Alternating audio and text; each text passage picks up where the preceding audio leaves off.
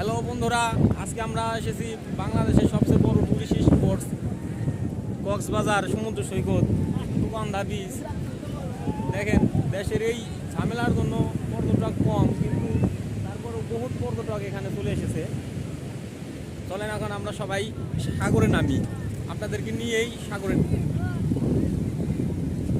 এখানে প্রচুর মানুষ ঘুরতে আসছে। এই দেখেন, এই কয়দিন এখানে মানুষ ছিল না, প্রচুর বৃষ্টি ছিল, এর কারণে মানুষ বের হতে পারে নাই। আজকে আজকে একটু বৃষ্টি কম, বৃষ্টি নাই, এর জন্য সব মানুষ আজকে ঘর থেকে বেরিয়ে গেছে।